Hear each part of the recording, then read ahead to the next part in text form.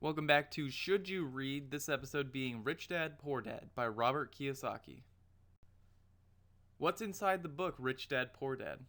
The chapters dedicated are The Rich Don't Work for Money, Why Teach Financial Literacy, Mind Your Own Business, History of Taxes and Corporations, The Rich Invent Money, Work to Learn, Don't Work for Money, Overcoming Obstacles, Getting Started, and lastly, want more? Here's some to-dos. Here's what I didn't like about Rich Dad, Poor Dad.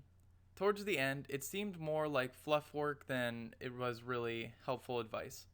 It's got a lot of pep talk writing at the end, and while nice for some, I felt that it was a waste for myself. It could have been thinner and a sleeker book, and it would have been just the same to me. Additionally, it comes off like people who work at jobs are dumb. While I agree that owning business is efficient, it's not to say that working at regular jobs is totally bad. Additionally, it might be the only way for some people to get money without risking money while going into debt. But here's what I liked about Rich Dad, Poor Dad.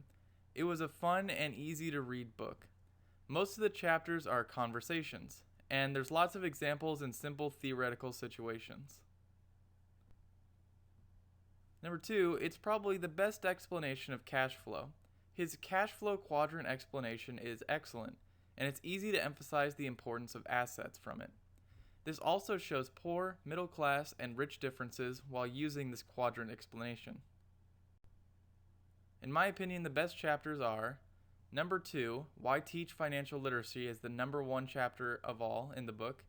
Chapter 4, The History of Taxes and the Power of Corporations as the number 2 chapter. And Chapter 6, Work to Learn, Don't Work for Money as the 3rd best chapter in the book.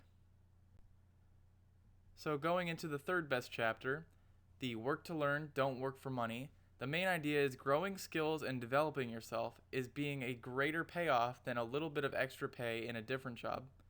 And sometimes taking an unpaid or low-paying position will get experience is much better than a dead-end job with a higher pay at the time.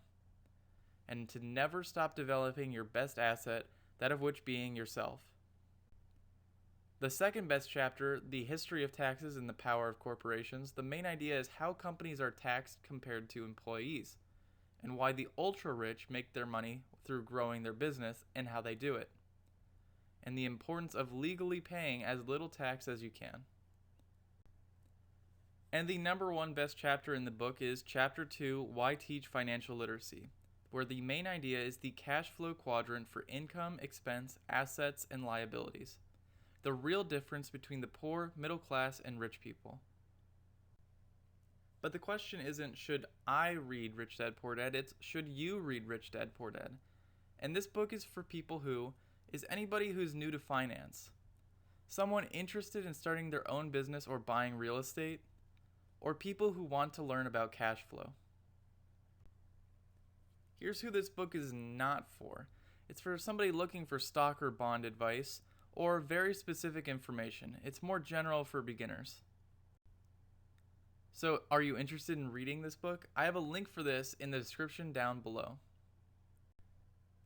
And if you enjoyed the video or found it helpful, hit the like button and subscribe to find more videos such as this one or other personal finance topics on my channel as well. Thanks for watching all the way to the end, and I hope to see you in the next episode.